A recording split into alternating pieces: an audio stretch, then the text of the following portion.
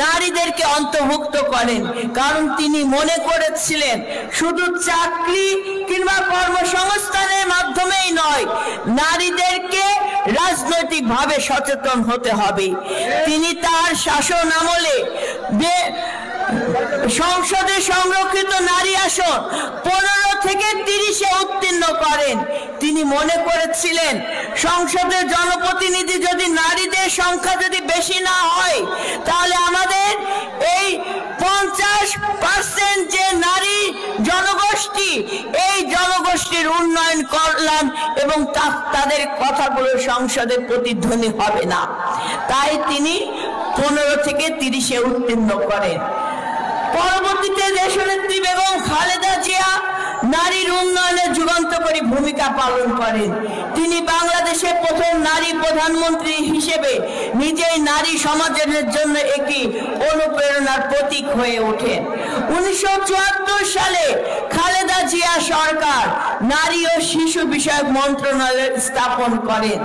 খালেদা জিয়া সরকার নারী মাধ্যমিক শিক্ষা ভাতা চালু করেন এবং গ্রামীণ মেয়েদের শিক্ষার এক বৈপ্লবিক পরিবর্তন আনেন।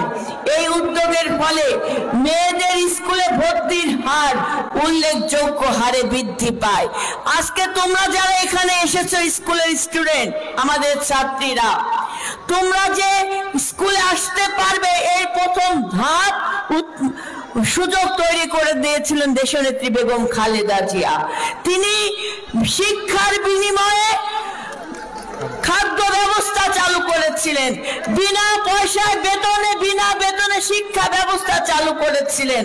প্রাথমিক বিদ্যালয় পর্যন্ত এই যে বিনা পয়সায় বই দেওয়া হয় না, তোমরা বই পাও না প্রতি বছর, এই বই দিয়া বিনা পয়সা বইয়ের ব্যবস্থা চালু করেছিলেন দেশনেত্রী বেগম খালেদা জিয়া সরকার। পরবর্তীতে দেশনেত্রী বেগম খালেদা জিয়া সরকার তিনি অ্যাসিড বিরোধী আইন প্রণয়ন করেন। বখাটের ছেলেদের হাত থেকে মেয়েদেরকে রক্ষা করার জন্য এই অ্যাসিড বিরোধী আইন প্রণয়ন করেন। একইভাবে শহীদ প্রেসিডেন্ট জিয়াউর রহমান 1980 সালে যৌতুক বিরোধী আইন পাশ করেন। আগামী দিনে বিএনপি তার উন্নয়নের ভাবনায় দেশনায়ক জনাব তারেক রহমান আমাদেরকে নিয়ে কি ভাবছেন, নারীর ক্ষমতা, নারীর উন্নয়ন এবং নারী কল্যাণে তিনি কি কি পদক্ষেপ গ্রহণ করবেন, সেই ব্যাপারে এখন আলোকপাত করা হবে। দেশনায়ক জনাব তারেক রহমান বলেছেন, প্রতিটি পরিবারে নারী প্রধানের নামে আমরা একটা করে ফ্যামিলি কার্ড প্রদান করব, যাতে করে ওই পরিবারের প্রত্যেকটি সদস্য নারী প্রধান 2000 থেকে 3000 টাকা পর্যন্ত যে কোনো নিত্য প্রয়োজনীয় দ্রব্য কিনতে পারবে অথবা টাকা তিনি গ্রহণ করতে পারবেন। এর মাধ্যমে তিনি আর্থিকভাবে সচ্ছল হবেন, পরিবারের সমস্যা দ্রুত সমাধান করতে পারবেন। তাকে যেন পরিবারের পুরুষ সদস্যের উপর নির্ভর করে তাকিয়ে থাকতে না হয়, তার সম্মান যেন, মর্যাদা যেন বৃদ্ধি পায়, পারিবারিকভাবে সামাজিকভাবে তার যেন তিনি প্রত্যেকটি নারীর হাতে একটা করে ফ্যামিলি কার্ড প্রদান করবেন ফ্যামিলি প্রধানের নামে।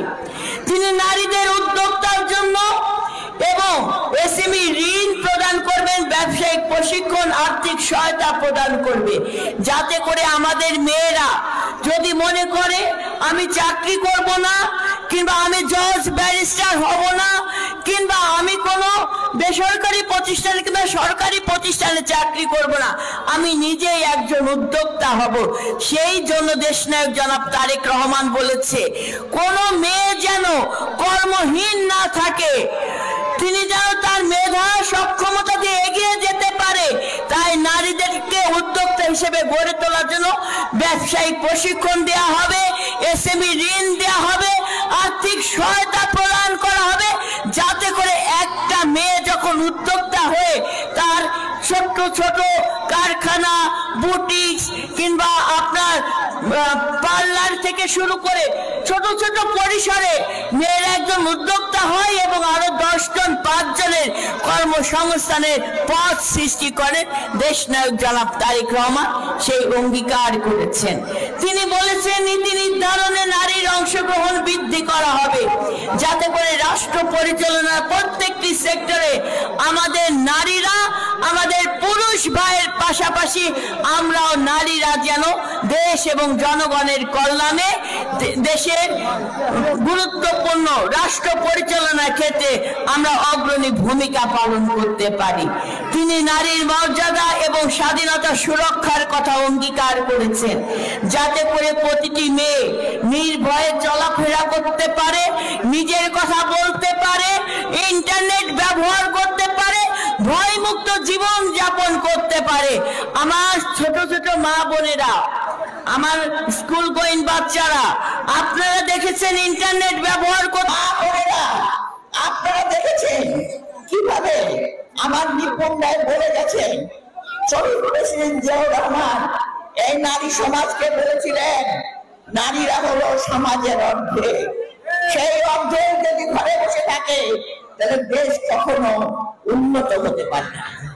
দেশের একটি বেগম খালেদা জিয়া আপনাদের জন্য কি করেছেন? শহীদ জিয়া যেমন নারী অধিদপ্তর থেকে শুরু করে মহিলা মন্ত্রণালয়, নারীদেরকে পুলিশ এবং বিভিন্ন কর্মসংস্থানের ব্যবস্থা করেছিলেন, গ্রামে গ্রামে ভিডিপি তৈরি করে 50% মহিলাদের নিয়োগ করেছিলেন, মেয়েদের কর্মসংস্থানের ব্যবস্থা করেছিলেন। তেমনি দেশের বেগম খালেদা জিয়া এই যে ছোট ছোট মেয়েরা যারা আজকে স্কুলে পড়ছে, যারা গ্রাম থেকে গ্রামাঞ্চলে লেখাপড়া শিখে আজকে মন্ত্রী, মিনিস্টার, এমনকি পাইলট, ডাক্তার বন্ধু হতে শুরু করেছে, তাদের জন্য শিক্ষার জন্য উপবৃত্তি দিয়েছেন। যে উপবৃত্তির কারণে শিক্ষা উপরে মহিলাদের এক বিপ্লব ঘটে গেছে। তাই বোনেরা, আপনাদের মনে রাখতে হবে আমাদের দেশের একটি বেগম খালেদা জিয়া, যিনি 9.5 বছর একটি স্বৈরাচারী সরকারের বিরুদ্ধে গ্রামে গ্রামে পায়ে হেঁটে গণতন্ত্র পুনরুদ্ধার করেছিলেন। আবার যিনি ফ্যাসিস্ট সরকারের যখন তিনি দেশকে উন্নয়নের দিকে নিয়ে গেছিলেন, সেই সময় একটি ফ্যাসিস্ট সরকার আন্তর্জাতিক চক্র তাকে দমাবার জন্য বিভিন্ন ভাবে তাকে কারাগারে মিথ্যা মামলা দিয়ে পাঠিয়ে দিয়ে এবং মানুষের সবচেয়ে বড় অধিকার, জনগণের সবচেয়ে বড় অধিকার, ভোটের অধিকারকে কেড়ে নিয়ে 17 বছর আমরা রাতের ভোট, আমি দামি ভোট থেকে শুরু করে সমস্ত ভোট কেড়ে নিয়েছি। আগামীতে আমাদের সামনে আসবে নির্বাচন, যে নির্বাচনে এই আপনার এলাকার শহীদ, যিনি আপনাদের পাশে থাকেন, আপনাদের সুখে দুঃখে থাকেন, যিনি এই সারিয়াকান্দা উপজেলা এবং সোনাতলা উপজেলায় যিনি সবসময় যত উন্নয়ন, যিনি এই এলাকার উপজেলার চেয়ারম্যান ছিলেন, সমস্ত কিছু করেছে, বিশেষ করে মা বোনদের কাছে তিনি বারবার গিয়েছেন। আপনারা জানেন, আপনি শুনেছেন অ্যাডভোকেট নিপুণ রায়ের মুখে আমাদের দেশ নায়ক তারেক রহমান কি অঙ্গীকার করেছেন। উনি বলেছেন ফ্যামিলি কার্ড দেবে পরিবারের প্রধান। আপনি পরিবারের প্রধান, আপনি শিশুদের মানুষ করেন, শিশুকে পুষ্টি, স্বাস্থ্য, এই জেলার শহীদ রাষ্ট্রপতি জিয়াউর রহমানের জন্মভূমি। এই জেলার মানুষ বিএনপিকে ভালোবাসে, ধানের শীষকে তাদের অন্তরে লালন করে। তারা মনে করে ধানের শীষ তাদের আমানত। যতবার ধানের শীষে ভোট দিয়েছে ততবার তারা তাদের স্বার্থে কাজ হয়েছে, উন্নয়ন হয়েছে, এদেশের মানুষ সংস্কৃতি থেকেছে, শান্তিতে থেকেছে, নিরাপদে থেকেছে। এদেশের মানুষ আজকে তাই অহংকার করে বলে যে ধানের শেষে ভোট দিলে আমরা পেট ভরে খেতে পারি। ধানের শেষে ভোট দিলে আমরা, ধানের শেষে ভোট দেওয়ার আগে আমার মা বোনেরা নামাজ পড়ে, দোয়া পড়ে, যতক্ষণ ভাবে সেই বিজয় না হয় ততক্ষণ তারা আল্লাহর কাছে প্রার্থনা করতে থাকে। এই হলো আমার এই এলাকার মানুষ। বগুড়া এলাকার আমাদের অহংকার একটাই, আমাদের ধানের শীষ বাংলাদেশ জাতীয়তাবাদী দলের যিনি প্রতিষ্ঠাতা শহীদ রাষ্ট্রপতি জিয়াউর রহমান এবং তার সুযোগ্য পত্নী, আমাদের অহংকার এই বারবার বাংলাদেশে নির্বাচিত প্রধানমন্ত্রী তিনবারের প্রধানমন্ত্রী আপসহীন দেশনেত্রী বেগম খালেদা জিয়া, যিনি সারা বাংলাদেশের মানুষের কাছে আজকে পরিচিত হয়েছেন এই 18 কোটি মানুষের কণ্ঠস্বর, যিনি এই 18 কোটি মানুষকে রেখে বাংলাদেশ ছেড়ে যান নাই। তিনি বলেছেন মৃত্যু হলে বাংলাদেশে হবে, বাংলাদেশের মানুষকে তিনি ছেড়ে যাবেন না। জেলের আন্দোলনে তাকে মারতে চেয়েছিল, কিন্তু আল্লাহ ছেড়ে দেয়, কিন্তু ছাড় দেয়, কিন্তু ছেড়ে দেয় না। আজকে যারা চলে গেছে পতিত সরকার, কিন্তু বেগম খালেদা জিয়া এই 18 কোটি মানুষের নয়নের মণি হিসেবে আজকে বাংলাদেশের একটি অহংকার হিসেবে তিনি এই বাংলাদেশের সারা পৃথিবীর কাছে তিনি নিজেকে নন্দিত নেত্রী হিসেবে পরিণত করে অসুস্থ অবস্থায় আজকে সর্ব জায়গায় সর্বসময় তার জন্য দেওয়া হচ্ছে। ভাইরা আমার, তাদের এই সুযোগ্য সন্তান আমাদের তারেক রহমান 21 দফা কর্মসূচি প্রণয়ন করেছেন। আজকে তিনি দেখেছেন আমাদের যে ভোটার, সেই ভোটারের অর্ধেকের বেশি হলো নারী। সেই নারীদের জন্য কিছু করতে হবে। আর নারীদের জন্য যদি করতে হয়, আমার শিশু, আমার সন্তান, তাদের জন্য কিছু করতে হবে। আমার নারীদের জন্য, আমাদের মা বোনদের জন্য, যিনি আমাদের ফ্যামিলি কার্ডের কথা বলেছেন, আমাদের যেই নেত্রী আজকের প্রধান আকর্ষণ নিপুণ রায়, তিনি বলেছেন যে ফ্যামিলি কার্ড দিয়েছেন, দেওয়া হয়েছে। তিনি তার বক্তৃতায় আপনাদের কথা বলেছেন। আমি শুধু বলতে চাই, আমার সন্তানরা বেড়ে উঠবে বাংলাদেশের মাটিতে, এই বগুড়া এবং সারিয়াকান্দি সোনাতলা।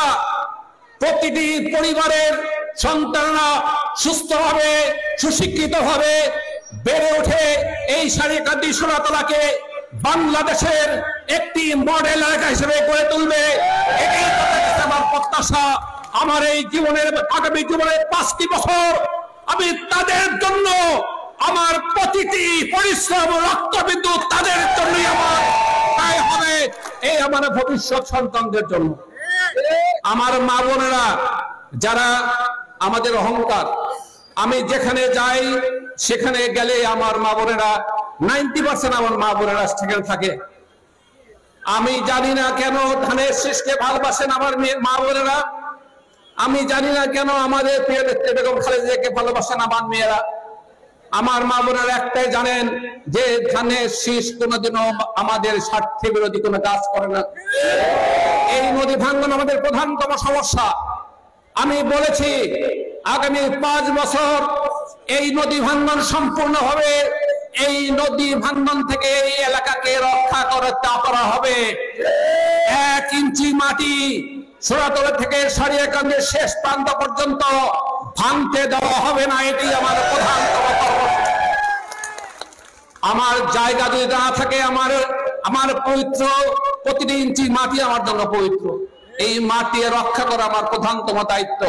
ভাইরা আমার, রাস্তাঘাট বলেন, আপনার স্বাস্থ্য সেবা বলেন, 20 বছর আগে আমরা এই 30 বেড 31 বেড থেকে 50 বেড করেছিলাম এই সারিয়াকান্দি সোনাতলার এই হাসপাতালকে। 20টি বছরে একটি বেড বাড়ানো হয়নি।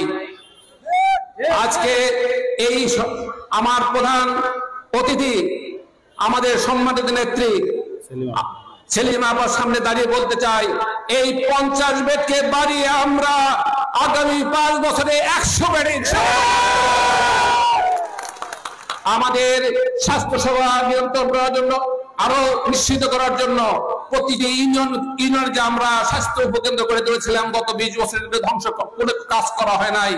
এগুলোকে সংস্কার করে আমরা সেখানে ডিপ্লোমা ডাক্তার নিয়োগ করব এবং নিশ্চিত করব অন্তত সপ্তাহে 1-2 দিন যেন আমাদের এমবিবিএস ডাক্তাররা গিয়ে আপনাদের স্বাস্থ্য সেবা নিশ্চিত করতে পারেন। আমাদের সামাজিক সুরক্ষা সামাজিক যে নিরাপত্তা নিশ্চিত করার জন্য আমাদের পুলিশি ভাইদেরও ক্ষমতায়ন করা হবে এবং আমরা সামাজিকভাবে আপনাদেরকে সহযোগিতা করব আপনাদের সকল ক্ষেত্রে সামাজিক নিরাপত্তা নিশ্চিত করার জন্য। ভাইরা আমার, বোনেরা আমার, আমি শুধু একটি কথা বলতে চাই যে এই সন্তান, আমার তরুণ সমাজরা মাননীয় প্রধান অতিথি এবং প্রধান সঞ্চালক, আপনাদের কাছে বলতে চাই, বগুড়ার মানুষকে চাকরি দেওয়া হয় নাই একটি মাত্র কারণ, তারা বগুড়ার মানুষ, তারা বিএনপি করে এই অপবাদে। এই 17টি বছর তারা চাকরি পায় নাই। বগুড়ার কোন জায়গায় কোনো উন্নয়ন হয়নি একটি কারণ শহীদ রাষ্ট্রপতি জিয়াউর রহমানের জন্মভূমি। আমরা আপনাকে সামনে রেখে বলতে চাই, আগামী 5 বছরে আমরা এই 17 বছরের যে বৈষম্য করা হয়েছে আমাদের প্রতি, এই বৈষম্যের অবসান করতে চাই। আগামী 17 বছরে আমার মা বোন সহ সন্তানদের সহ আমাদের চাকরি ক্ষেত্রে আমাদের তরুণদের আমরা অগ্রাধিকার দিতে চাই। আমরা বগুড়াকে এই বৈষম্য থেকে রক্ষা করে আমরা এই বৈষম্যের ঘোচাতে চাই এবং তাদেরকে সকল ক্ষেত্রে সহযোগিতা করতে চাই। আমরা মনে করি যে আগামী দিনে এই তরুণদের হবে, আমরা তরুণদেরকে নেই, আমরা আমাদের প্রিয় নেতা জনাব তারেক রহমান 31তম বাস্তবায়ন করবেন। নতুন বাংলাদেশের প্রধানতম শক্তি হবে আমাদের তরুণ সমাজ। আজকে তাই